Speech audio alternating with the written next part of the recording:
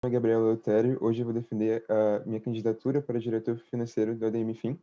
E para fazer isso, eu vou passar por esses três tópicos principais, que seria histórico e motivação, análise da atual gestão e principalmente um foco em soluções propostas e resultados esperados. Então, assim, começando com histórico e motivação, eu gostaria de começar minha história falando uma experiência no ensino médio, em 2015.1, onde tive a oportunidade de fazer um ensino médio concomitantemente com um curso técnico, e foi lá onde tive minha primeira experiência de consultoria, uma experiência muito positiva para mim, ficou marcado bastante, assim, fez eu gostar muito dessa área. Depois do ensino médio, entre muitas decisões, acabei indo para engenharia civil. Não gostei muito do curso, por uma série de motivos. Acabei saindo. Em 2020.1, voltando a estudar para o vestibular de 2020.1, ingressei na UFMG, em Ciências Econômicas, e também na UCJ, por me lembrar muito da experiência que eu tive durante o ensino médio. Assim, passei a experiência de trainee em 2020.1 e me tornei consultor em 2020.2, realizando o projeto Mariana Serra Artes, e até aqui. E agora, em 2021.1, eu estou me candidatando para ser diretor do Ademifim, pensando muito que é uma sala que tem muito interesse pessoal e acho que pode agregar muito para toda a CJ. Dessa forma, passando agora para a análise interna, eu vou primeiro trazer uma visão geral e vou trazer pontos positivos e pontos de melhorias que eu destaco dessa aula do ano passado. Pontos positivos foi um significativo avanço na aprovação de documentos jurídicos, um COI mais democrático e a proatividade no replanejamento financeiro. Pontos de melhoria, comunicação interna e externa, interface com células e velocidade de aprovação do PE. Bom, agora tendo uma visão mais geral disso, para voltar um pouquinho para o ano de 2020, eu vou passar um pouquinho sobre o triênio. O triênio começou com um novo planejamento estratégico em 2018, teve um grande salto de gestão, só que esse salto de gestão, o ano de 2018 foi acompanhado pelo ano de 2019, onde tinha muita coisa a implementar, muitas inovações propostas para 2018, e devido a problemas internos de gestão, essas implementações não foram feitas da melhor forma possível, levando a problemas de 2020, que a célula de 2020 teve que enfrentar. Por isso que foi uma célula que, apesar de muitas dificuldades, conseguiu fazer a OCJ funcionar de forma normal. Então, em 2020.1 teve reconhecimento desses problemas, isolamento social, porém, em 2020.2, teve grande parte das resoluções desses problemas, como o documento jurídico e a instalação de um COE mais democrático, como eu já falei, né?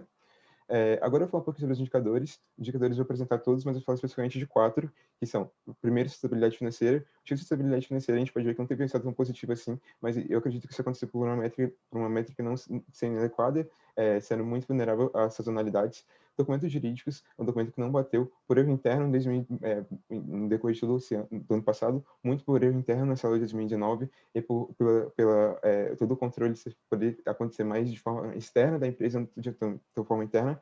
E na adimplência, eu queria falar que esse é o melhor indicador do EDM, e muito por causa disso foi pela uma terceirização dessa parte de cobrança através da contratação da ferramenta ASIS 2018.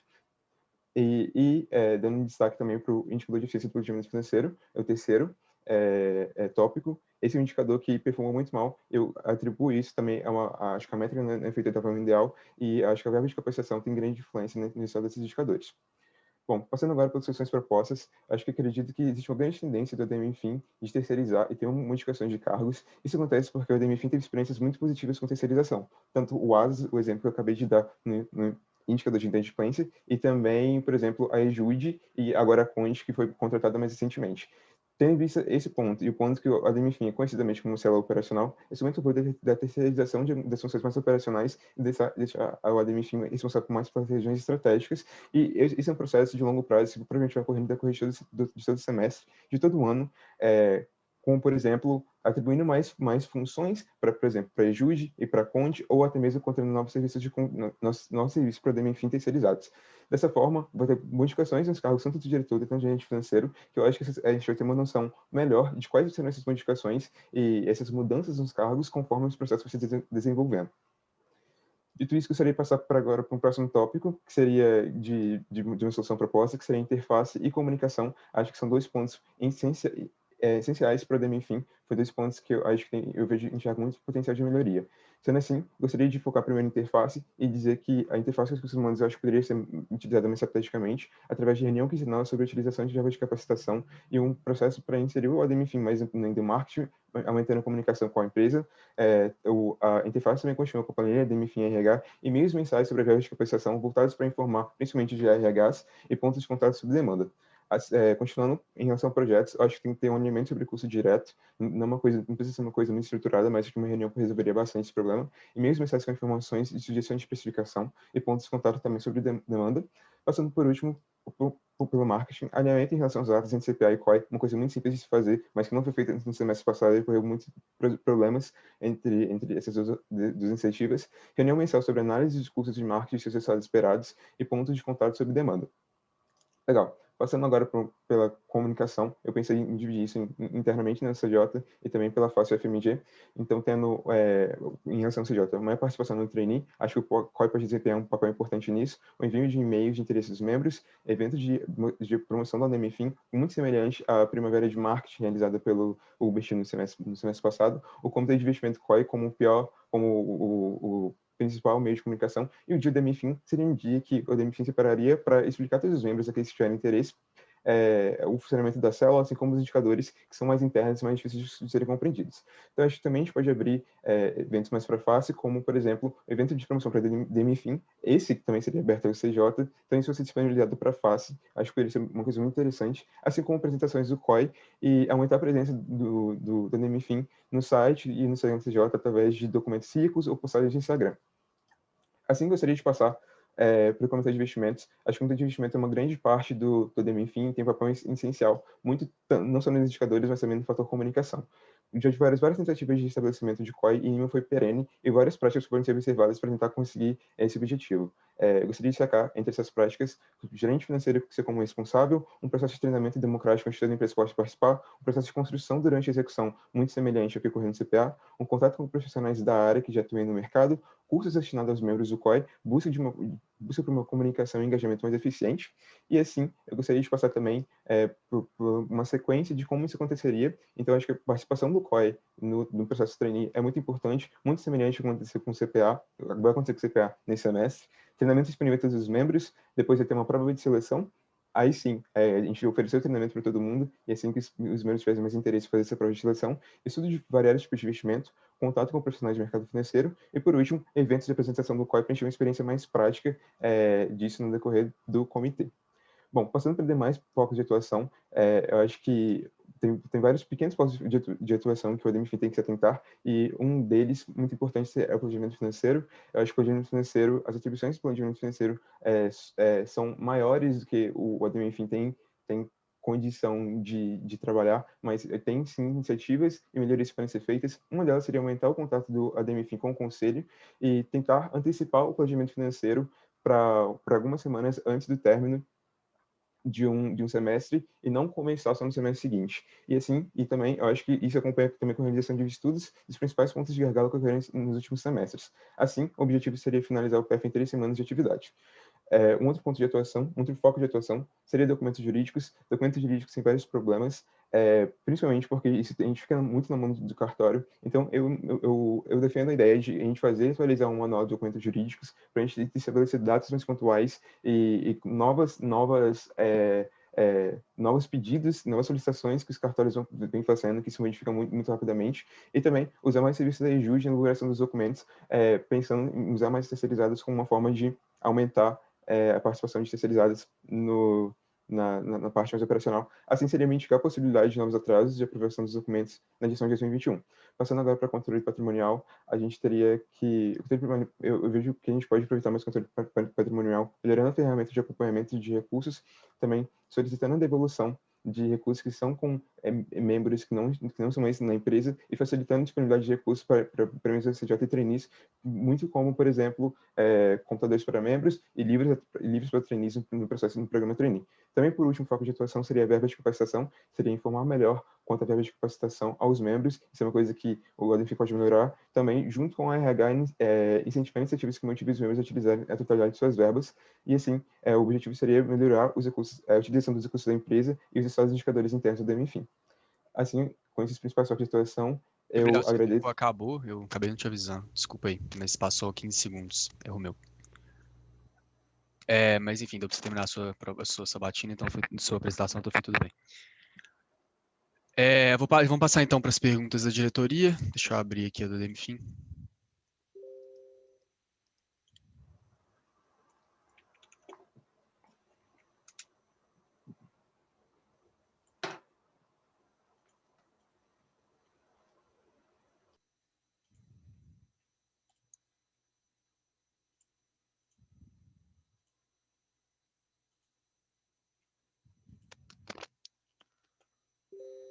está conseguindo ver aí?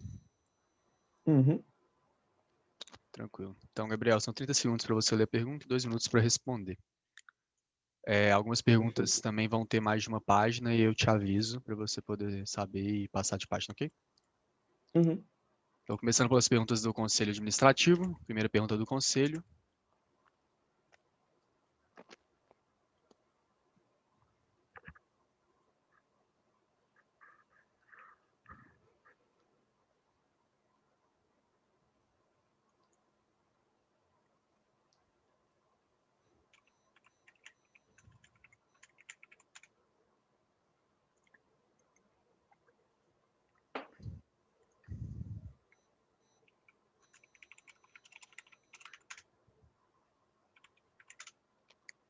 Responda. Legal. Quanto ao comitê de investimentos, quando o comitê de investimentos foi criado, qual era o seu principal objetivo? O principal objetivo é conseguir investir mais, conseguir investir de forma, conseguir investir de forma estratégica a reserva da UCJ, né? Quando o comitê foi criado, eu acredito que foi próximo de 2012, mas não tenho certeza dessa data. Como se comportou o indicador referente a esse comitê desde a sua criação? O indicador, na minha opinião, se comportou de forma muito bem. A gente conseguiu, principalmente em 2018, com o COI 2018, a gente conseguiu ter investimentos muito, muito estratégicos que trouxeram resultados muito positivos para o CJ, assim, fazendo com que não só a empresa não perdesse dinheiro, mas esse valor rendesse e a reserva da CJ aumentasse. O COI, quando operava em modelo anterior, permitia a entrada de trainees e sua composição. Qual problema isso acarretou ao CJ no último planejamento estratégico em qual semestre? Eu acredito que isso foi em 2018.2. Eu acredito, eu não tenho certeza, mas eu acredito que esse problema tenha sido pela acho que falta de conhecimento desses membros em relação a qual tipo de investimento seria melhor de fazer. Esse problema eu acredito que seria sanado com um processo de um programa de treinamento antes oferecido exclusivo também dentro dos trainees. Ok. Segunda pergunta do Conselho. Deixa eu ver aqui se ela tem mais de uma. Não, uma página só.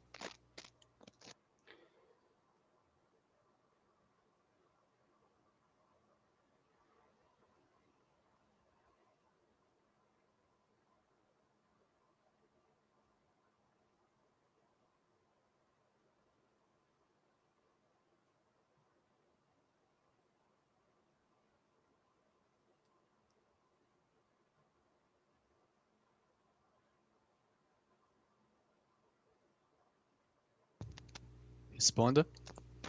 Legal. Como é feita a meta do indicador e qual insumo a RH fornece para essa contribuição? Tá. Essa meta é feita dentro do planejamento financeiro, em conjunto com toda a diretoria e o conselho. Acho que o RH, acho que os dados que o RH oferece são os dados mesmo de quantidade de membros esperados e a previsão de custos e capacitações que esses membros utilizariam. Agora, em relação à segunda pergunta, qual é a maior parcela do nosso planejamento financeiro? Você concorda com isso? Eu acredito que seja gastos, mas eu não tenho certeza dessa informação. E a terceira pergunta, a pandemia do Covid-19 fez com que grande parte das empresas do mercado reduzissem seus custos devido ao trabalho remoto, cenário que não se verificou na UCJ. Quais razões para isso? Assim, eu acho que dentro da pandemia a gente viu a possibilidade de investir muito em outras ferramentas, tendo um foco, por exemplo, de continuar vendendo a quantidade de projetos que a gente estava vendo antes, por exemplo, o CPA com a utilização de uma ferramenta para trazer leads e outros tipos de investimentos que a gente continua trazendo para se adaptar a esse processo de pandemia.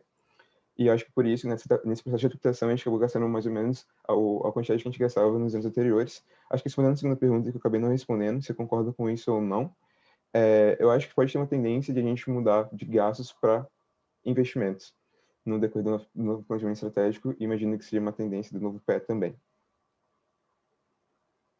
Ok. Terceira pergunta do Conselho.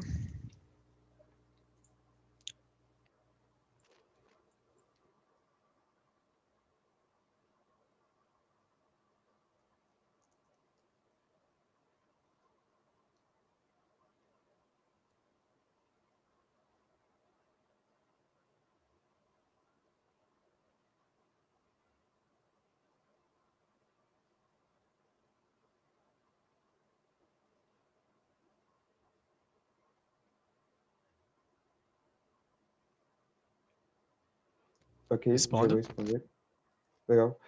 Quais são os principais problemas enfrentados pelo CJ com atrasos da atualização dos documentos jurídicos? São vários problemas diferentes. Eu vou citar os dois principais, que a gente corre o risco de perder o selo EJ, ou seja, de não ser mais, fazer parte, não ser mais considerado como empresa júnior pelo movimento Empresa Júnior, e também a gente ter contas bloqueadas, onde a gente consegue transitar nossas reservas e o valor que a empresa tem em caixa, né?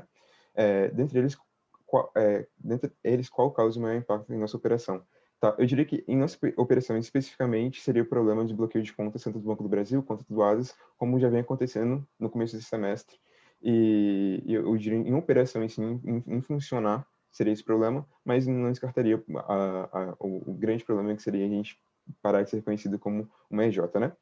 Qual a principal causa do atraso da atualização dos documentos? Tá. Existem alguns motivos para atrasar. Um dos motivos recorrentes que aconteceram em 2020 e tem efeitos também vai ter efeitos também em 2021, está tendo efeitos, foi o atraso em 2019 desses documentos, com os problemas internos de gestão com a diretora da época, mas antes disso, o ADMFIN já tinha problemas em relação aos documentos jurídicos. Isso acontecia principalmente porque é um processo que não depende exclusivamente da gente, depende muito do cartório. O cartório muda muitas solicitações, a assinatura de uma pessoa passa de um cargo, passa a ser cobrada uma assinatura de outro cargo no semestre seguinte, por exemplo. 30 segundos. Em relação a isso, eu acho que o problema que eu identifico também é a demora na aprovação na eleição dos novos candidatos. Isso faz com que todo o primeiro trimestre de cada semestre faça com que a gente não consiga fazer as atas da Assembleia de forma mais eficiente e assim a gente não consegue levar esses documentos ao cartório em tempo hábil. Sobre a última pergunta, qual medida foi tomada de medidas para continuar um dos grandes problemas causados por esse atraso dos documentos? Foi feita uma iniciativa de Tempo manual de finalizado. documentos jurídicos. Perguntas do conselho finalizadas. Vamos agora para perguntas da diretoria. Gabriel, essa primeira pergunta tem 3 páginas, então me fala quando você quiser que passe. A segunda página, só a título de transparência, é um gráfico e uma tabela. E a terceira são poucas perguntas, então questão de texto mesmo não é tanto, mas você me fala quando você quiser que passe, ok? Uhum.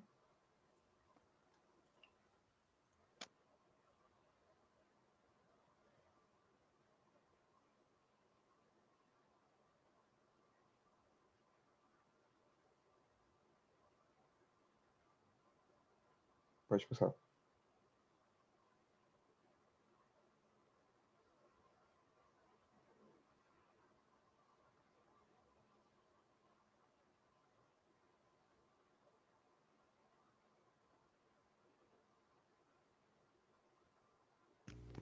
Tempo finalizado, mas se quiser usar um pouco de tempo de resposta para continuar a leitura. Uhum. Pode passar para a terceira página, por favor.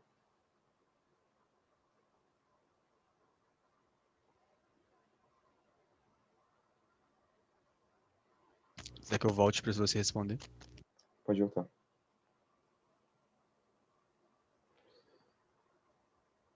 Legal.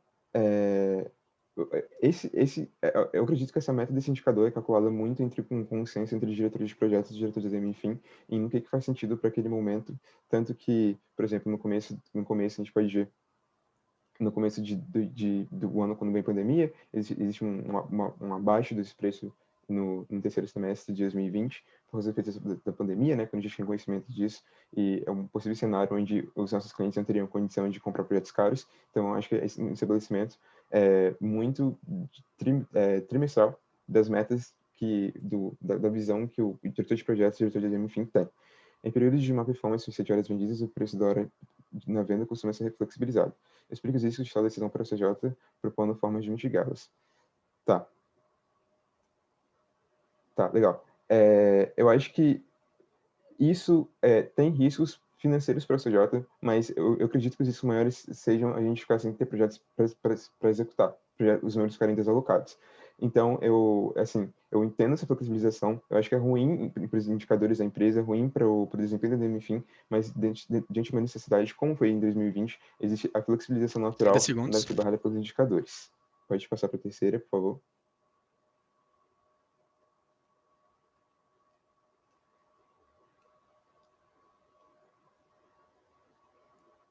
Legal. Eu acho que existe essa tendência de aumentar o preço da hora, existe a vontade da empresa, por parte da diretoria, principalmente de projetos, em tentar ver qual é o maior preço da hora que a gente consegue atingir. Eu acho que, assim, Os valores sendo vendidos, acho que em torno de R$19, R$20, um valor razoável pela hora, pelo menos para a gente testar, mas cabe a iniciativa que teste também. Ok. Segunda pergunta da diretoria. Essa pergunta é uma página só.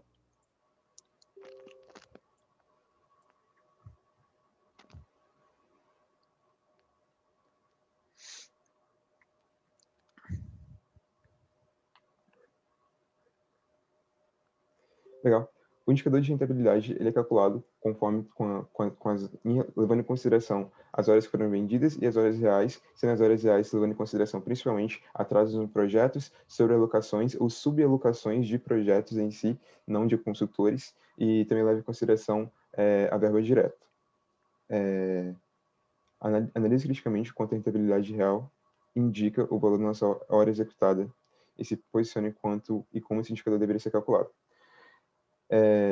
Eu acho que o indicador de rentabilidade real é um indicador muito difícil de ser calculado, porque a gente não tem uma dimensão clara de quantas horas realmente o consultor gastou naquele projeto.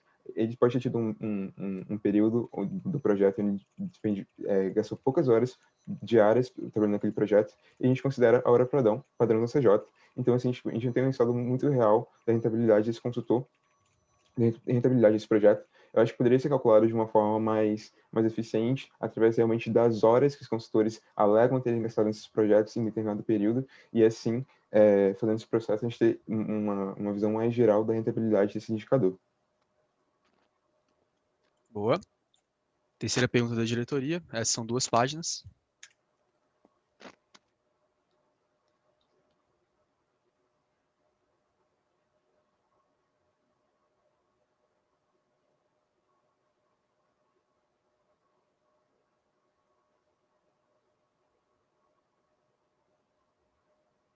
Pode passar.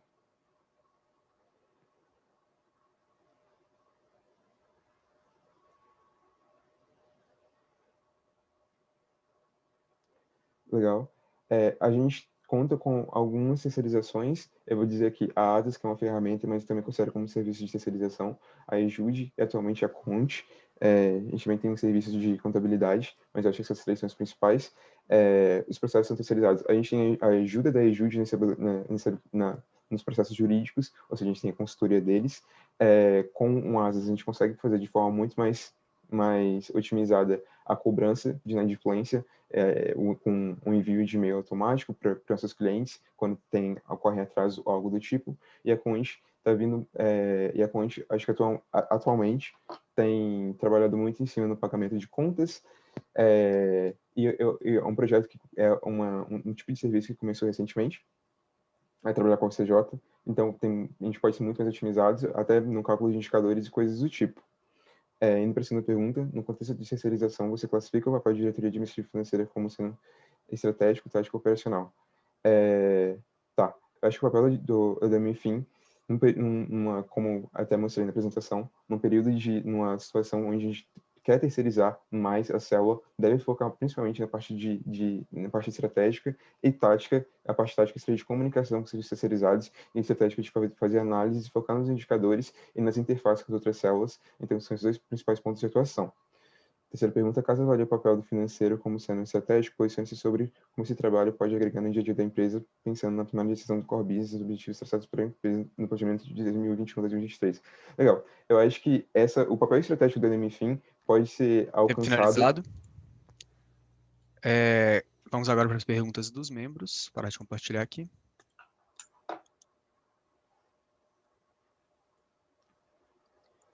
Gabriel, como utilizou todo o tempo de apresentação e um pouquinho a mais, né, por erro meu, vai ter 35 minutos de tempo de resposta mesmo. Diretores que já tenham perguntas podem levantar as mãos.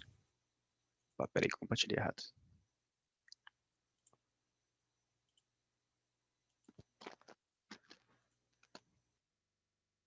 Marcos, pode começar. Gabriel, parabéns pela apresentação e pela candidatura. Na sua proposta, você fala em questão da terceirização, você fala em utilizar melhor a Ejude, né? E eu queria saber que você me dissesse como que você acha que é a atuação hoje da Ejude para com o CJ e o que poderia ser feito que a gente não faz. Uhum. Eu acho que a Ejut é um dos melhores serviços que a gente tem no CJ em relação à terceirização, tanto pelo custo-benefício de ser cobrar um valor muito barato e pelas quantidades de coisas que ela abrange, fazendo para a gente, prestando consultoria jurídica e instrução em procedimentos jurídicos.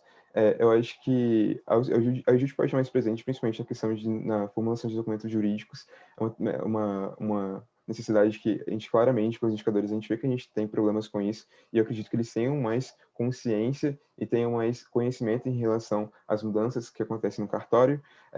No final de 2020, foi utilizado o serviço da Ejut justamente para isso, para elaborar de forma mais conjunta esses documentos jurídicos. Eu acho que isso pode virar algo cotidiano e na elaboração desses documentos jurídicos e, em futuro momento, até isso passar a ser mais responsabilidade deles, claro, com constante fiscalização da empresa, porque é algo de extrema importância para a gente, dados os problemas que foram citados, que a falta da produção desses documentos pode gerar.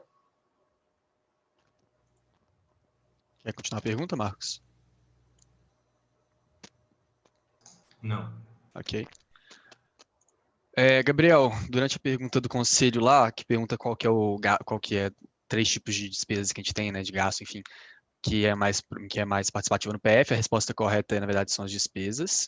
E aí eu queria que você primeiro falasse para mim como que a gente diferencia esses 3 tipos e segundo, critique a forma que a gente faz essa diferenciação. Legal. Investimentos, a forma como a gente classifica investimentos é algo que teve uma modificação, principalmente na gestão de 2020. A gente teve uma delimitação com a Adriele do que a gente considera investimentos, e acho que a classificação seria justamente o que capacita um membro. Então, essa seria a classificação de investimentos mesmo. Acho que a classificação que a gente utiliza como despesas e gastos seria a classificação tradicional de despesas e gastos mesmo, pensando muito em que despesas relacionadas mais à operação e gastos, coisas que não são tão relacionadas à operação assim, mas que a gente tem que pagar da mesma forma, né? Como é que você discerniria uma despesa de um investimento, se for o diretor administrativo financeiro? Na verdade, a gente define isso no início do semestre. Como a gente vai definir? Qual seria a sua definição do que é despesa e do que é investimento? Tá, eu acho que eu gosto da ideia de tudo que é para capacitar o membro considerar como investimento, e processos internos dos projetos poderiam ser considerados, e das células poderiam ser considerados como despesas. Por exemplo, eu acho que um exemplo de despesas pode ser o custo direto, e investimento seria os custos dentro do projeto que os consultores fariam para conseguir colocar o projeto em prática da melhor forma possível. Entendi. Só uma correção, nesse caso, o custo direto ele entra como gastos, que é direcionado à execução. Mas, ok. Obrigado, parabéns pela apresentação também. Acho que eu não falei, eu tenho mania de esquecer de falar isso. Mariana, pode fazer essa pergunta. E Gabriel, parabéns pela proposta, pela candidatura. Você comentou um pouquinho sobre a interface entre marketing e ADM Fin. Eu gostaria que você explicasse um pouco mais como isso aconteceria de forma mais tangível e palpável. E também queria que você falasse um pouquinho sobre a LGPD, que você não comenta muito ao longo da sua proposta. Uhum. Acho que acho que a sala do ADM Fin e a sala de marketing são salas que naturalmente não têm muito contato, pelos escopos de suas ações não serem muito próximos, mas acho que isso é uma realidade que pode ser mudada. Eu acho que os gastos que o marketing tem são gastos que propõem análise e têm resultados muito específicos. Eu imagino muito que o ADM Fin possa trazer alguns tipos de análises, principalmente que no novo planejamento estratégico, provavelmente a gente vai ter mais indicadores de ROI e coisas do tipo, que possam ser úteis para o marketing. Acho que nessa interface o DMFIN pode muito bem assumir o papel de habilitador nesse processo mesmo, como no planejamento financeiro, né? E eu acho que como eu disse na apresentação, né, ter esse processo de reuniões mensais, trabalhando essa questão de análise, tentando auxiliar o marketing da melhor forma possível. Também vejo como interface a comunicação e a troca de conhecimento entre CPA e COI. Acho que são duas iniciativas muito interessantes e que a gente pode ter esse relacionamento e troca de ideias, e de mais pontos sobre demanda que as suas células possam ter pontualmente, como acontece naturalmente na interface entre as duas células. Em relação ao LGPD, eu não comentei muito na proposta, porque acredito que isso esteja mais em controle da presidência, uma vez que isso abrange, influencia todas as células da empresa, que seria o controle e a produção dos dados que a gente tem em relação a todos os membros, mas eu acredito que o ADMFI pode ter um papel de cobrança muito grande e participativo nesse processo, também junto com marketing e RH, também são, acho que as células que mais utilizam os dados da empresa. Luísa, acho que ela caiu, tá entrando agora de novo. Então, Pedro, pode começar. Gabriel, parabéns pela proposta, parabéns pela candidatura. No ano de 2020, uma das maiores dificuldades que a UCJ teve foi o atingimento das metas previstas pela Brasil Júnior. Pensando nisso, eu queria que você me falasse algumas coisas. Primeiro, qual a principal meta do ADM Fin que impacta o alcance dos nossos objetivos no portal BJ? Qual é o formato de construção dessa meta que você julgue que é responsável por alcançar os objetivos? E se você acha que ela é feita com foco para atingir esses resultados do portal? Tá. Eu acredito que a principal meta seja o faturamento, o que a gente planeja faturar, muito em vista da quantidade de projetos vendidos e a hora estipulada entre diretoria de projetos e ADM Fin. Você pode repetir a segunda pergunta, por favor? A segunda parte da pergunta. Uma dúvida, o ADM Fin tinha meta de faturamento? Não, em relação ao portal BJ, o que a gente queria alcançar seria a meta de faturamento. Ah, sim, entendi. A segunda parte seria qual o formato de construção dessa meta, que você me falou que faz a gente atingir esse resultado do portal BJ, e se você acha que isso é alinhado com o resultado que a gente se propõe a alcançar lá. Tá. Eu acho que isso envolve vários setores da empresa, começando com a RH, com a ideia de quantos membros a gente teria e a quantidade de projetos vendidos, até a estipulação de um preço da hora, tendo muito alinhado ao novo plano estratégico e novas ideias de precificação, para aí sim a gente poder ter uma dimensão de uma previsão maior do faturamento, e aí sim a gente tentar, né, estipular essas metas do portal BJ e de forma mais coerente. Ok, agora sim, Luísa, pode fazer sua pergunta. Ok. Gabriel, parabéns pela apresentação, pela candidatura. Eu queria voltar um pouquinho uma pergunta que teve, né, no PowerPoint, que é sobre a questão da hora-meta. Então, eu queria trazer alguns pontos, que é o primeiro, onde que a hora-meta impacta, né, a variação dela? Onde que ela impacta no financeiro, além do indicador de hora-meta? E depois eu queria trazer um outro ponto, que foi muito discutido ano passado, que é quando que faz sentido a gente reduzir a meta da hora-meta? A meta da hora-meta. Em que cenários de IC ou outros indicadores de projetos que faz sentido a gente reduzir esse valor? Ou se não faz? Uhum. Você pode repetir a primeira pergunta? Eu esqueci. Onde o indicador de hora-meta impacta? Ah, tá. Legal. Tirando claramente o indicador, acho que a eficiência do planejamento financeiro impacta porque a gente faz em relação a uma hora meta estipulada. Acho que seria o principal fator do ADM Fin onde isso impactaria. Também em relação aos possíveis cenários de planejamento financeiro para, né, que a gente planeja vender, já que a gente vende projetos com horas metas menores, a gente fatura menos, isso pode indicar nos possíveis cenários que a gente atua. E em relação à segunda pergunta, você pode repetir de novo, por favor? A questão é quando que você acha que faz sentido a gente reduzir a hora-meta? Ou se não faz? Claro. Eu acho que o momento que faz sentido a gente reduzir a hora-meta é quando a gente corre o risco de ficar com consultores alocados. Acho que a partir desse momento as prioridades têm que ser invertidas e a prioridade tem que ser alocar os membros e não passar o indicador do ADM Fin. Beleza. Mas aí você acha que, por exemplo, o IC está menos que a meta dele, a gente pode reduzir a hora? Eu acredito que sim. Beleza, obrigada. Gerentes, quem tem pergunta, pode levantar a mão. André Ferreira pode começar, o pessoal pode levantar. E Gabriel, boa tarde, parabéns pela candidatura, pela proposta. Eu queria saber de você como que você propõe que o ADM Fin esteja mais próximo do endomarketing, em quais áreas que ele pode atuar no endomarketing e quais ações que você pretende tomar para que isso aconteça. Legal. Eu acho que isso é uma grande necessidade que o ADM Fin tem, e eu acho que isso atrapalha a não participação do marketing, atrapalha mais o ADM Fin do que outros setores da empresa.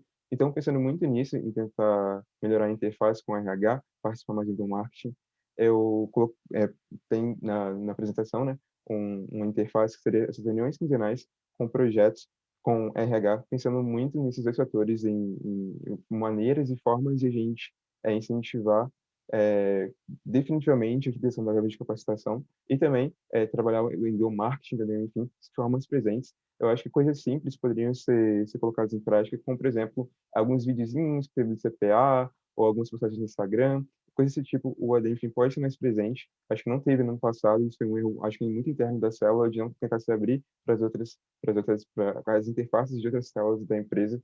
E eu acho que esse é um dos principais pontos de contato entre estar junto com a RH, tanto assumir o compromisso de tentar incentivar os membros a utilizar o material de capacitação e também nessa relação entre o RH ajudar o ADMFIM em relação à comunicação com a empresa, até dentro do COI, e proporcionar esses eventos com esses vídeos na publicações das redes sociais, coisas do tipo. Não sei se respondi a pergunta. Valeu, obrigado. Emanuel, pode fazer sua pergunta. Beleza.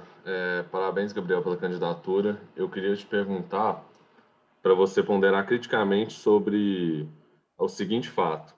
Uma das áreas que a gente está tentando atingir estrategicamente agora é a questão de inovação. Que tipo de inovações você tem em mente? Ou se você pensou em alguma inovação, você pode trazer para a empresa? Ou você vai fazer uma gestão mais conservadora, mantendo a tradicionalidade que meio que é uma regra assim, da célula de ADMFIM? Uhum. Eu acho que o ADMFIM é uma célula que pede por modificações muito grandes, principalmente pautadas em mudanças nos cargos e terceirizações e uma desoperacionalização disso. Então, o que eu acredito é tentar o máximo possível ampliar como inovação, ampliar o serviço que a gente tem que é terceirizado, principalmente para o foco operacional. E quando houver necessidade, caso seja coerente, a gente explorar, procurar novos tipos de serviços, trazer uma iniciativa muito semelhante à que a Adri fez no final de 2020, que a Adriele fez no final de 2020. Eu acho que, através disso, vai ser uma célula que vai se reformular. Eu não atribuo nem que seria uma célula conservadora, nem uma célula de inovação, mas o ADMFIM vai ser uma reformulação muito grande no decorrer desse semestre, principalmente em relação aos seus cargos e como a quantidade de tarefas que o ADMFIM tem internamente. Quer continuar a pergunta, Manuel? Tem 30 segundos. Não, estou contemplado. Ok. Maria Luísa? Oi, Gabriel. Boa tarde. Parabéns pela proposta. Eu tenho uma pergunta bem rapidinho, então. Se sobrar tempo, posso fazer outra. Mas é sobre o que você fala de CPA, que você acha que seria bom ter uma troca de conhecimento entre o COI e o CPA. E eu queria saber como que você vê essa troca de conhecimento. O que seria ela? O que a gente faria em conjunto? Excelente ponto. Eu acho que são duas iniciativas com focos muito diferentes em relação aos escopos de atuação, mas que podem acontecer de formas muito similares. Eu vejo muito, por exemplo, em relação à participação do trainee, do COI também ser um sistema muito similar ao CPA, a forma como o CPA ocorreu no semestre passado, algumas características específicas gostaria que o CPA ocorreu a forma como o CPA ocorreu no semestre passado, algumas das características gostaria de aplicar no COI também. Então, o fato de eu também acreditar que tem um processo de seleção, tem um treinamento disponível para todos os membros, depois o processo de seleção profissional dos membros para isso, sim, fazer parte do COI, é algo muito similar ao que o CPA gostaria de fazer. Então, em relação ao escopo de atuação, a gente não tem muitas áreas de contato, mas a forma que essas estruturas estão sendo construídas, eu acho que seriam muito similares, e por isso a gente poderia organizar, por exemplo, um próximo trainee, quando o COI estiver mais estruturado, tem um planejamento em relação às datas de abrir, por exemplo, processo de inscrição tanto para o CPA, tanto para o COI, para as iniciativas antes competirem, como aconteceu no semestre passado. Entendi, obrigada. Hugo? Boa tarde, Gabriel. Parabéns pela apresentação e pela candidatura. Eu queria continuar um pouquinho na ideia do COI, que a Malu trouxe agora, que no ano passado, no segundo semestre, o COI teve muitas pessoas que se candidataram a estar participando no segundo semestre, porém, ao longo do período que o COI foi decorrendo, a maioria das pessoas foi deixando de participar. Eu queria saber se, como você disse que pretende estar com o COI novamente com algumas ideias do semestre anterior, o que você acha que seria possivelmente aproveitado e de que maneira que você poderia estar atuando também para garantir que as pessoas continuassem no processo ao longo de todo o período. Bom, entendi. Eu acho que a principal inovação que a tentativa do COI 2020 trouxe foi o fato da empresa inteira poder participar e ter uma participação muito grande, pelo menos no início, antes de ter perda de engajamento. Isso mostra que muitos membros têm interesse de conhecer mais sobre investimentos e fazer isso através do COI. Pensando nisso, eu acho que poderia ter um processo de treinamento muito similar como aconteceu no ano passado, com aulas e profissionais de mercado e talvez e trazendo cursos de capacitações relacionados ao investimento. Isso poderia ser feito, mas em uma escala menor, uma escala muito mais introdutória, para os membros que tiverem interesse conhecer um pouco mais da área e conhecer um pouquinho como o COI funcionaria de verdade. Uma vez que isso ocorreu, e isso eu acho que poderia demorar 2, 3 semanas no máximo, não seria tão longo quanto no semestre passado, para não ter uma perda de engajamento, aí sim teria um processo de seleção, né? Onde alguns membros seriam selecionados, eu acho que 5 membros para um comitê de investimentos é algo que funciona bem, e sim para dar o processo de iniciativas do COI de fato, como, por exemplo, trazer vários tipos de investimentos de renda fixa que a gente possa trocar pela Araújo Fontes, que é um investimento que não está rendendo muito atualmente, e estudar novas formas de investimento, e sim, talvez trazer concursos mais complexos, que exigem um estudo maior, para aí sim a gente pegar, dar mais trabalho, tirar mais tempo das pessoas que realmente têm o interesse do COI, que passaram no processo de seleção. Ok. Consultores que desejam perguntar, pode levantar a mão. Jade, pode perguntar. Parabéns, Gabriel, pela candidatura. Eu queria voltar na pergunta da Luísa sobre a questão da hora meta, porque você fala que a sua preocupação como diretor da ADM-FIM será alocar membros e tudo mais, executando projetos. Mas eu fico preocupada com a sustentabilidade financeira da empresa. Eu queria que você falasse mais sobre. Legal. Eu acho que a hora meta deve ser respeitada até o ponto onde os consultores ficam, se não fosse reduzida a hora meta, ficassem sem projetos para serem executados, que eu acho que seria o foco da UCJ. Uma vez isso não é um risco muito constante, a gente passou por isso muito em 2020, mas não é algo constante. Em 2020 tiveram muitas coisas que não são muito comuns, né, como o isolamento social, que fizeram esse problema acontecer. E aí sim, tiveram alguns projetos que foram vendidos abaixo da hora meta, e eu concordo com isso porque não tinha projetos para alocar os membros. Numa situação, caso se repetir em 2021, eu vou ser a favor de abaixar a meta para que os projetos sejam vendidos e os conselhos sejam alocados. Uma situação que isso não aconteça, em um cenário que provavelmente vai acontecer em 2021, onde a gente vai ter muitos projetos e está sendo sobre alocação, acho que a hora meta tem que ser respeitada e a gente tem que ter uma política, agora com a aplicação do novo PE, de aumentar a hora meta para o maior valor possível, e aí eu acho que entre estudos e entre muita conversa com a diretoria de projetos e a presidência também. Cecília? Oi, Gabriel, parabéns pela candidatura. Na sua apresentação, você falou 2 vezes sobre COI democrático, mas a ideia não ficou muito clara. Você pode explicar um pouco melhor? Legal. Eu acho que a palavra democrático não é o melhor termo. O que eu quis dizer com aquilo foi onde vai ser aberto para todos os membros da empresa, como foi em 2020, mas sendo que o processo de treinamento, que a ideia do COI 2020 foi treinar os membros para que em 2021 a gente pudesse realmente formular um grupinho de pessoas e dar continuidade ao COI de verdade. Sendo assim, eu acho muito legal essa ideia de ter um treinamento disponível para todo mundo, já que a empresa se mostrou muito engajada no começo.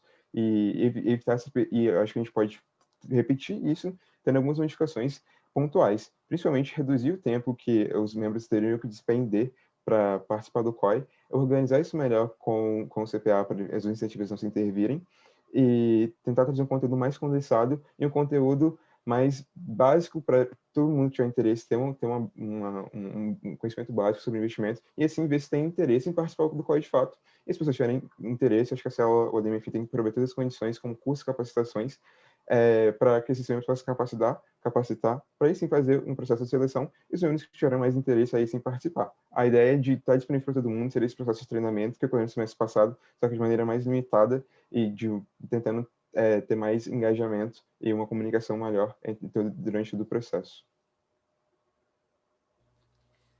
Entendi, obrigada. Ok. Pablo? E aí, Gabriel, primeiro, parabéns pela proposta, parabéns pela apresentação. Eu vou um pouco na linha do Hugo, um pouco na linha da Ceci. Eu acho que trouxe propostas interessantes sobre o processo de entrada no COI, como que seria feito esse trainee inicial, mas eu acho que é importante a gente entender o dia a dia do membro do COI. Então, eu queria que você comentasse um pouquinho sobre como é que vai ser o cotidiano, carga horária, funções que você pensou. E, principalmente, uma vez que a pessoa já entra no COI, como que a gente evita um desengajamento? Acho que um dos principais problemas do COI é tentar manter a perenidade, né? Acho que nenhum COI conseguiu durar mais que nenhum comitê conseguiu durar mais que um ano. Isso é um problema muito grande de uma iniciativa que tem tanto potencial de agregar para o CJ. Em relação aos cargos, eu acho que uma vez que os membros estão dentro, a CJ tem uma necessidade muito grande em repensar os investimentos que são feitos desde 2018. Por isso, eu acho que um foco inicial seria trabalhar nisso, e já todos os membros que entraram, esse seria, por exemplo, um primeiro motivo de estudo, onde, né, geridos pelo gerente financeiro, como eu apresentei, poderia ter uma resolução para isso. Mas uma vez que esse problema principal, onde teria o foco, se fosse resolvido, eu acho que pode ter rotinas de estudo, e dentro dessas rotinas de estudo, um sistema rotativo dos membros que estiverem ali, caso seja 5, onde cada membro ficaria mais responsável por propor ideias de cada tipo de investimento, cada tipo de estudo, sempre podendo variar esse tipo de investimentos, mas uma vez que os investimentos da UCJ já estivessem estabelecidos, poder explorar esses novos investimentos e ter esse sistema rotativo dentro dos membros, onde cada membro, cada semana ou cada momento de estudo, trouxesse, encabeçasse junto ao gerente financeiro essa ideia de aprendizado. E eu acho que isso passa muito também por trazer pessoas de fora para agregar mais conhecimento de investimentos de forma geral dentro do COI. Beleza, obrigado. Ok. Terminamos a primeira rodada de perguntas. Marcos, quanto tempo a gente tem? 19 minutos e 17 segundos. Beleza. Diretoria, quem tiver pergunta, levanta a mão, por favor. Pode perguntar, Marcos. Beleza. Gabriel, assim, nos últimos, assim, desde 2019, a gente tem tido problema com os documentos jurídicos, né? E aí a gente contratou, assim, a EJUD para nos auxiliar nisso. E aí agora o ADMFIN sempre foi uma célula muito criticada por ser muito operacional. E aí agora a gente contratou a Conte para resolver esse problema da operacionalização da célula. E aí eu queria saber de você, assim, esses dois principais problemas que tinha na célula, a gente resolveu terceirizando, e você ainda toca sobre isso, terceirizar mais coisas na proposta. Eu queria saber para você, tipo, se você acha realmente que ainda tem mais coisa para ser terceirizado, caso haja, tipo, se há realmente a necessidade de ter um diretor administrativo financeiro e um gerente financeiro na célula, ou se você pensa em talvez a UCJ, tipo assim, acabar com um dos dois cargos. Eu acho que a gente pode explorar mais os serviços de terceirização que a gente já conta, principalmente a EJUD em relação a tentar ter uma presença mais forte, tentar passar mais responsabilidade para ela, né, na elaboração dos documentos jurídicos, a gente mais auditar e ficar no controle dessa situação. E eu acho que a Conte, a gente contratou no final de 2020, início de 2021, e as operações iniciaram muito cedo. Então, tem que ter um período de transição muito recentemente. Então, eu acredito que a gente não utilizou, não tem conhecimento da totalidade do serviço que eles possam prestar ainda, já que a gente só tem menos de um mês de atividade de fato dentro da UCJ, e com isso existem muitas possibilidades de ampliar essa terceirização. No caso da Conte, seria consolidar o serviço que eles prestam mesmo dentro da empresa, dentro da UCJ. Uma vez que as principais funções operacionais são terceirizadas e a Conte, a EJUD e o ASAS, né, com processos de cobrança, funcionam muito bem, eu acho que a gente abre espaço para ter discussões sobre os cargos e o que eles fazem sentido acontecer.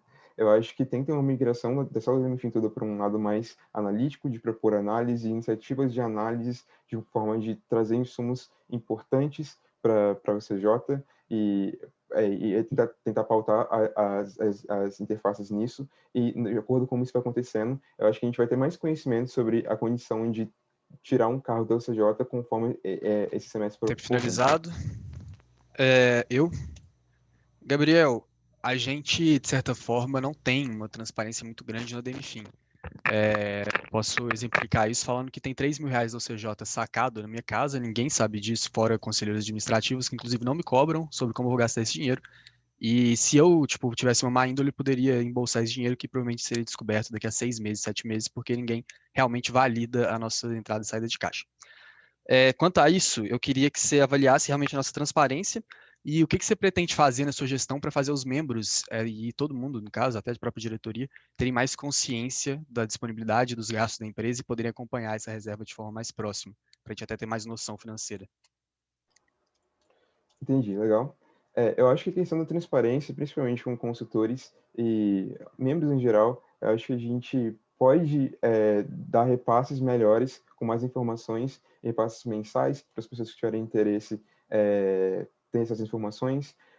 Eu acho que dentro desses repasses tem informações muito úteis que os membros gostariam de saber. Por exemplo, quantos de verbas de capacitação eles já utilizaram, qual é a média de verbas de capacitação que a empresa já usou, como é que eles estão nisso. E dentro desse, por exemplo, acho que poderia ser um envio mensal por e-mails, e dentro disso também trazer informações sobre os gastos da empresa, todo o dinheiro que saiu, todo o dinheiro que entrou, tem acompanhamento melhor do que isso. Mas também vejo que isso muitas vezes pode não ser interesse de toda a empresa, e eu acho que é um bom ponto de atuação, uma vez que a gente provavelmente vai ter mais tempo hábil de utilização dentro do MFIM, com os processos de terceirização acontecendo e com a conta sendo implementada, fazer esse acompanhamento mais preciso de todas as despesas e questionar, e assim, em relação a esse exemplo de R$3.000, né, eu acho que tendo um diretor administrativo financeiro, ele teria ciência mais dessas informações, isso poderia ser passado nesses repasses mensais, em caso tenha um gasto extraordinário, como uma retirada extraordinária, como isso aconteceu, mas eu acho que, assim, a gente tem condição, a gente vai ter mais tempo de trabalhar isso internamente, e a gente pode expor isso através de e-mails mensais para os membros de forma mais eficaz. Beleza, obrigado. Pedro? Gabriel, minha pergunta vai ser sobre documentos jurídicos. Primeiro, eu avalio que isso é um dos pontos mais importantes do administrativo financeiro, pensando que envolve um grande risco para a empresa. A gente poderia não conseguir arcar nenhuma das nossas contas por conta dos documentos jurídicos não estarem aprovados. Cenário que recorrentemente a gente passa por ele. Pensando nisso, eu queria ver qual avaliação você fez e nessa avaliação quais são os planos de ação que você pretende tomar para evitar que isso ocorra, pensando que envolve um grande risco para a empresa e poderia afetar a sobrevivência dela. Legal, boa. Eu acho que documentos jurídicos é um grande problema, principalmente porque a gente não tem como ter o controle disso internamente.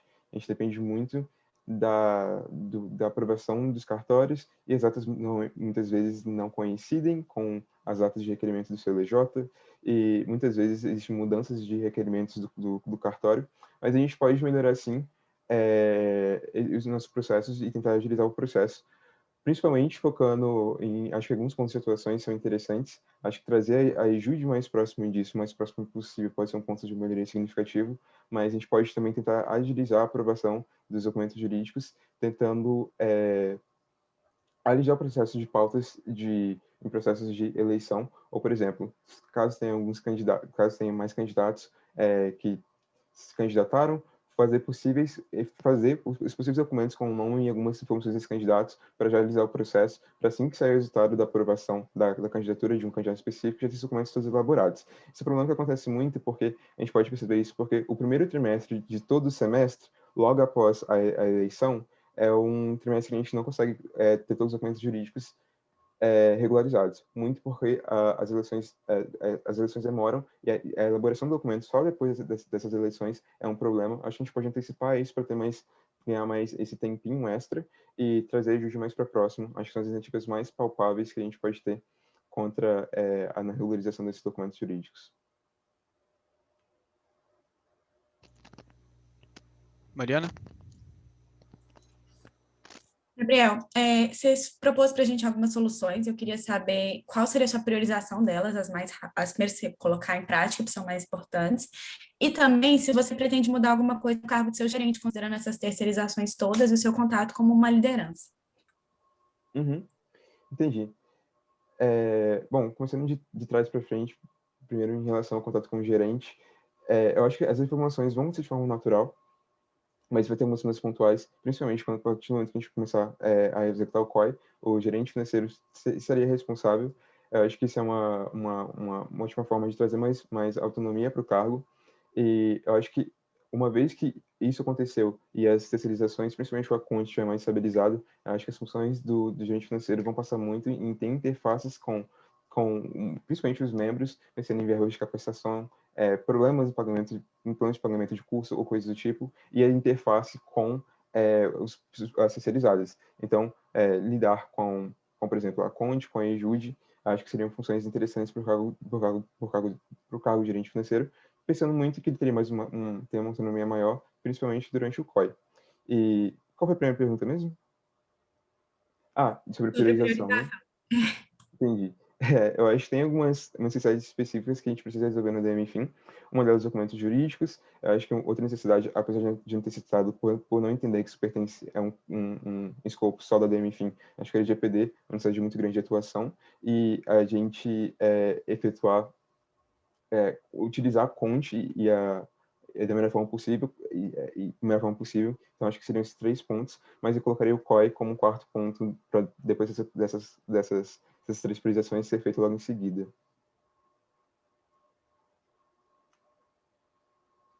Luísa? Beleza, Gabriel. Eu queria te fazer 2 perguntas que são rapidinhas. Então, a primeira é sobre fazer alguns documentos que eram do administrativo financeiro e agora estão na sala de projetos. Eu queria saber a sua opinião sobre isso. Então, termo de finalização, contratos, você acha que faz sentido realmente ficar com projetos? Entendi. Eu acho que o contrato, com certeza, sim.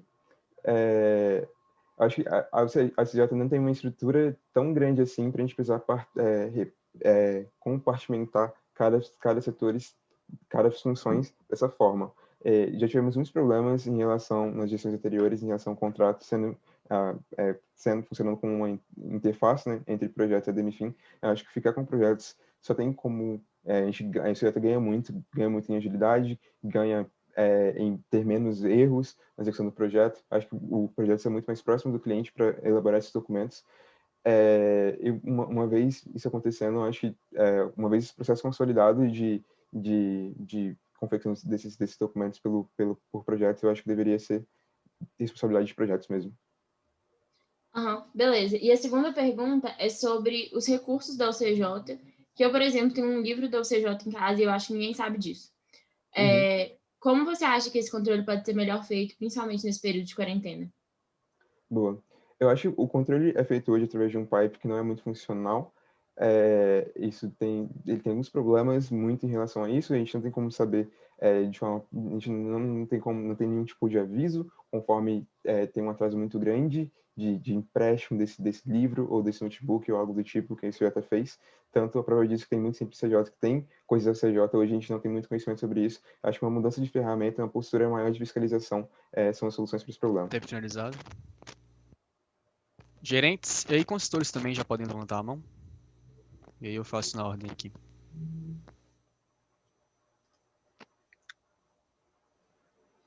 Ok. Malu, pode começar.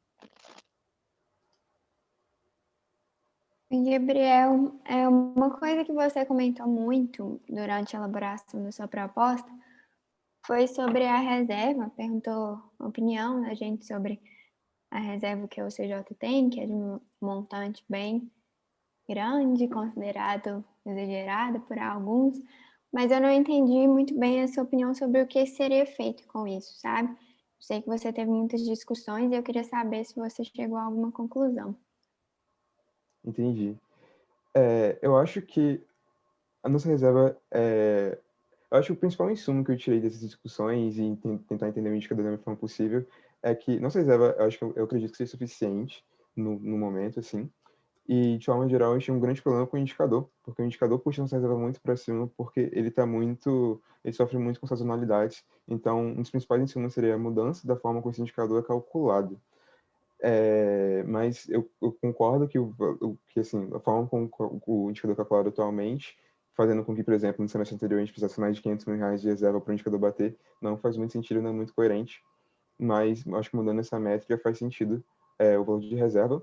Eu acredito também que a gente possa iniciar uma política maior de utilização dessa reserva, principalmente focada em inovação, mas não acredito que seja prioridade, tanto para o momento que o CJ está, e tanto para a DMFIM, acho que focar nessas terceirizações e começar o COI são coisas mais prioritárias do que utilizar a reserva, sendo que a gente está num momento que a gente não tem a gente não está passando por grandes problemas financeiros, e se a gente tem um valor de reserva muito considerável, esse valor está aumentando cada vez mais, porque nossos investimentos atualmente são bons, são positivos, então não é um problema, mas eu também vejo como um ponto de atuação.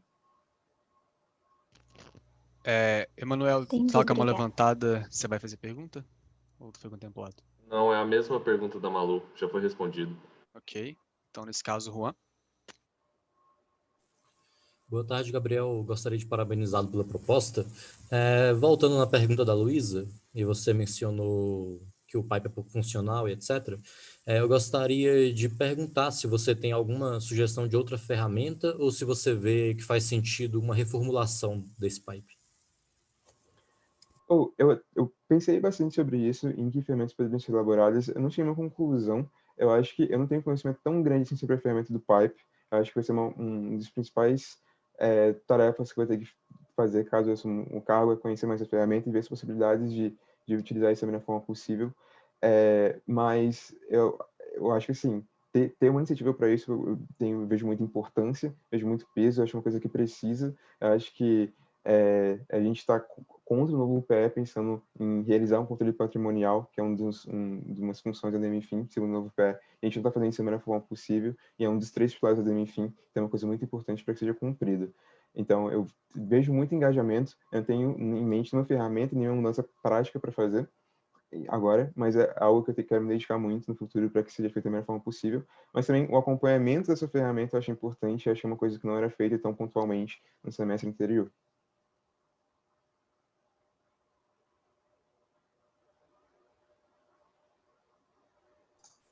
Você está mutado, Gabriel. Opa, boa.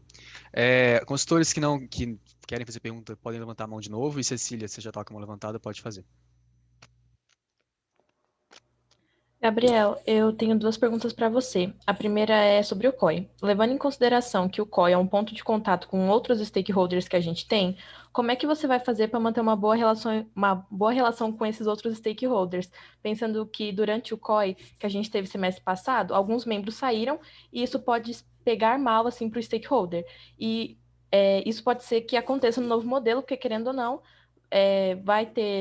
todo mundo vai poder participar, mas só algumas pessoas vão poder entrar no comitê em si. E a segunda pergunta é qual é o atrativo do COI, levando em consideração que a pessoa vai passar um tempo aprendendo muita coisa, mas pode ser que ela não aplique, porque pode ser que ela não seja selecionada para participar da parte mais prática do comitê. Entendi, perfeito. Eu acho que em relação aos stakeholders, eu acho que a utilização de profissionais que atuam no mercado e stakeholders em si vai ser muito mais presente dentro do comitê do que no processo de treinamento. No processo de treinamento, a gente pode sim trazer alguns stakeholders e pessoas profissionais do mercado para fazer palestras e realmente ensinar, mas eles já vão com a mentalidade de que é um processo de treinamento mesmo, então eu acho que eles não se sentiriam ofendidos de alguma forma caso perca um baixo engajamento no decorrer das semanas. Acho que o tempo vai ser muito menor, então essa perda de engajamento também vai ser menor, consequentemente por causa disso, vai ser um processo de estudo menor em relação a isso em si. Repete a segunda pergunta, por favor. Qual seria o atrativo para entrar no COI, pensando que talvez a pessoa não fosse aprovada para participar da parte prática do comitê? Perfeito, entendi. Eu acho que o COI de 2020 funcionou muito para mostrar que as pessoas têm interesse de conhecer mais sobre investimento, de forma geral. Era um COI que pretendia ensinar mais as pessoas e não funcionar mesmo como um COI colocando os conhecimentos na prática. Isso para que eu acho que muitos membros têm vontade de entender mais sobre investimentos e coisas do tipo. Por isso eu acho que o processo de treinamento é muito interessante. Eu acho interessante também para nivelar. Acho que tem muitas pessoas que têm conhecimento diferente sobre isso. É um processo de treinamento mais básico, funciona muito bem. E com as pessoas que sentirem desejo de se aprofundar mais sobre isso e realmente ter uma aplicação mais prática, aí poderiam fazer o processo de seleção, né? E entrar no COI de fato. Tempo finalizado. Jade. Gabriel, a minha pergunta é que hoje a gente tem algumas discussões sobre a possível extinção do cargo do gerente financeiro. Daí eu queria saber a sua opinião sobre isso e como que você acha que isso afeta a célula, tanto do lado positivo quanto do lado negativo. Entendi. Eu acho que uma vez que a gente conseguiu reformular as funções do cargo, principalmente estabilizando as funções, os serviços que a Conte presta para o CJ e coisas do tipo, a gente acaba fazendo uma análise muito precisa sobre isso, e eu entendo muito que a gente não consegue ter uma opinião muito formal sobre isso, a gente não tem muitos dados sobre isso, vai ser uma coisa que a gente vai realmente fazendo testes em relação a essas mudanças. Eu penso muito que talvez seja até melhor, por exemplo, uma situação hipotética, manter o cargo de gerente financeiro e não ter o cargo de diretor financeiro e passar algumas funções para o vice-presidente do cargo, caso a gente consiga ter só funções analíticas, essas funções do diretor seriam mais em relação à análise, isso poderia ser uma solução viável. Então, acho que depende muito de como isso for construído. Talvez a implementação do COI e as interfaces com as terceirizadas sejam trabalhos suficientes para o diretor financeiro continuar no cargo, e as interfaces de análises e de elaboração de documentos jurídicos e de planejamento financeiro e de PE e as interfaces com as outras salas da empresa são funções diferentes, são funções suficientes para manter o cargo de diretor financeiro.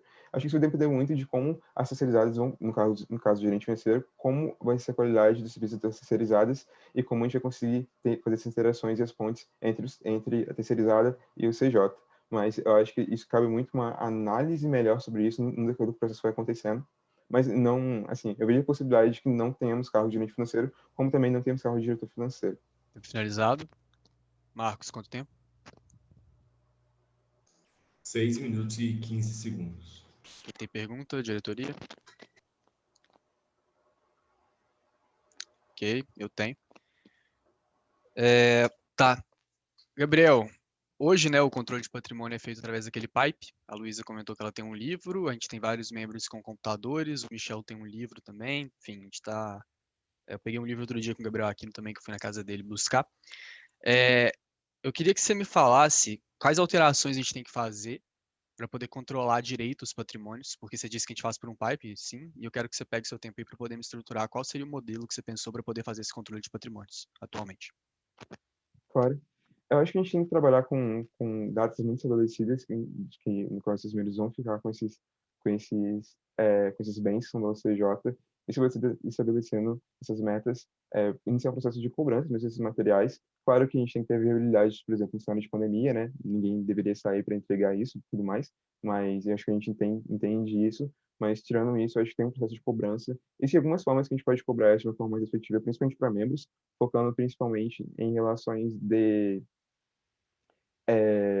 trabalho de prestação, caso o membro demore muito até devolver esse item e coisas do tipo, restrições mais efetivas que possam acontecer, tendo um controle mais efetivo disso. Ou seja, então, essas penalidades poderiam acontecer para os membros que ficassem mais com esses bens da UCJ, né? E ter um processo de cobrança mais estruturado e ter um acompanhamento disso mais de verdade. Então, ter um sistema que a gente teria avisado, por exemplo, quando faltando uma semana que o membro está com uma semana para acabar o prazo por exemplo, de um membro com computador.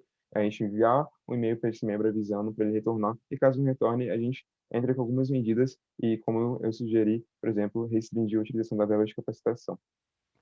Ok. No caso, de certa forma, a gente faz essa questão da restrição da verba, mas sim, faz sentido. Mais alguém quer fazer pergunta? Gerência, consultores? Pode levantar a mão. Tá, então vou fazer outra.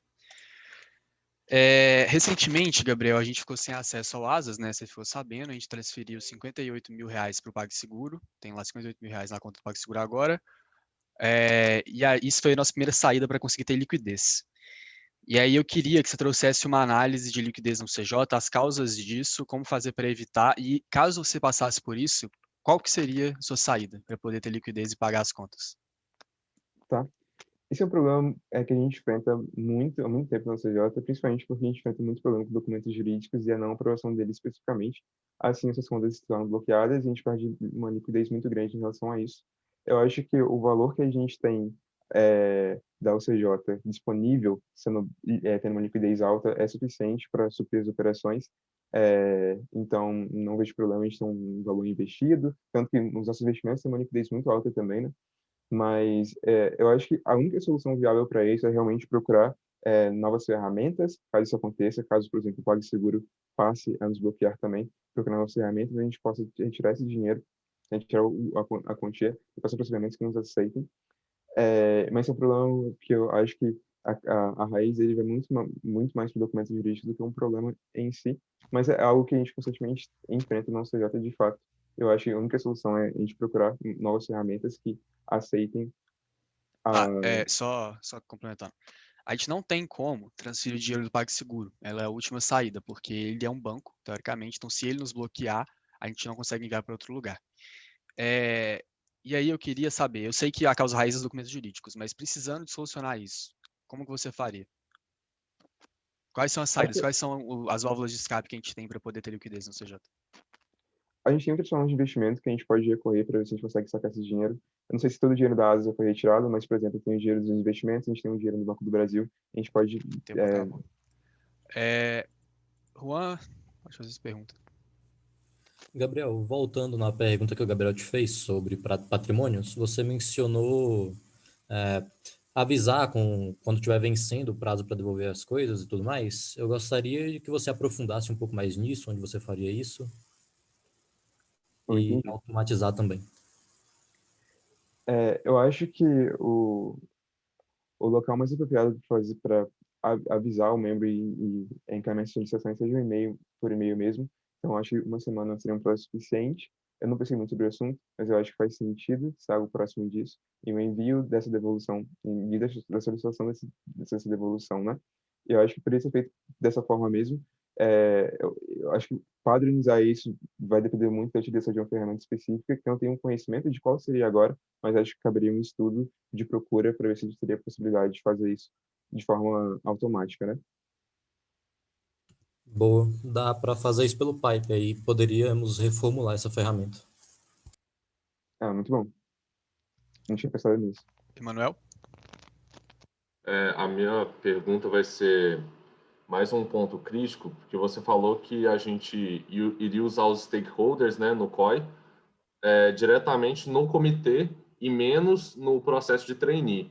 Só que a gente tem parcerias, principalmente em questão de mercado financeiro, que tem muita bagagem de aula para ensinar. Eles já têm cronogramas prontos, eles já têm estratégias prontas, modelos prontos, que a gente só teria que aplicar para ensinar para os membros. Por que a gente não usa esses stakeholders também no trainee e só restringir eles no comitê, sendo que eles têm um insumo de inteligência muito valioso para a gente? Entendi. Eu acho que um dos problemas de a gente tentar estruturar o COI como uma forma de treinamento e com aulas e processos muito, muito extensos, eu acho que um dos problemas principais seria a perca de engajamento em relação a isso. E uma vez que os processos de investimento, as aulas vão ficando mais complexas e teriam que ficar para que o engajamento continue, senão a gente passaria mais ou menos os mesmos conteúdos, mas isso torna mais complexo, acho que menos pessoas têm interesse em estudar tão a fundo assim esse tipo de investimentos mais complexos que não sejam o básico. Acho que isso foi um dos motivos que as pessoas perderam engajamento no COI, porque quem queria saber mais ou menos como é que funcionaria, eu tinha dúvidas em algumas questões mais básicas sobre investimentos. Nas primeiras aulas, as outras foram sanadas, e depois de questões mais complexas não tinha tanto interesse assim, e acabaram saindo com essa perda de engajamento. Eu acho que seria uma forma de evitar isso acontecer se a gente tivesse um processo mais básico de treinamento, onde a gente utilizaria as mais possíveis, as maiores, os processos stakeholders que oferecessem tipo o melhor treinamento, a melhor aula, e para um processo de treinamento, né, específico mais básico, e os que fossem passar conteúdos mais avançados, a gente poderia realmente usar no COI, fazer esses treinamentos internamente com menos pessoas, com um foco maior. Responde essa pergunta? Respondeu. Marcos, quanto tempo? 1 minuto e 15 segundos. Pablo, última pergunta. Boa. Eu acho que assim, eu queria que você ponderasse criticamente. O ADMP, ele terceiriza muitas funções. Eu queria que você pensasse um pouquinho quais são os riscos a gente faz essas terceirizações e caso seja eleito, que compromisso a gente pode esperar de um diretor de ADMP para mitigar esses riscos e evitar problemas no futuro. Bom, entendi. Eu acho que toda vez que a gente tira funções da ADMFIM de qualquer parte do CJ, de qualquer parte de qualquer empresa, a gente tira internamente essas funções e passa para o terceiro, e a gente corre um risco natural dessas funções não correrem muito bem. Um exemplo E eu acho que um bom exemplo disso, caso a gente passasse os documentos jurídicos para uma terceirizada, isso não funcionasse, talvez, totalmente na responsabilidade de uma terceirizada, né? Isso acabasse funcionando e o benefício seria muito prejudicado em relação a isso. Então, a gente corre risco, sim, em relação a esse ponto. Acho que a gente não precisa ter uma preocupação tão grande assim, porque as experiências que o ADM teve com terceirização são muito otimistas, assim, principalmente o ASUS, a Ejude e agora a Conte, né? São experiências que deram muito certo e os serviços deles são muito bons, por um preço muito acessível. Então, acho que a gente, assim, teve mais experiências muito mais positivas que negativas com terceirização, mas eu acho que uma forma de mitigar esse risco seria fazer um acompanhamento preciso em cima das terceirizações, e não só um acompanhamento, mas como uma cobrança muito efetiva e ter um relacionamento muito próximo, exigindo repasses mensais. E essas coisas, e essa estrutura, eu acho que já era muito bem feita pela gestão passada, e as repasses de informações, pelo menos pela Ejude e pela Conte, eu sei que é muito bem feito também. Então, Finalizado. Boa. Tá, com isso a gente finaliza essa batida, tipo,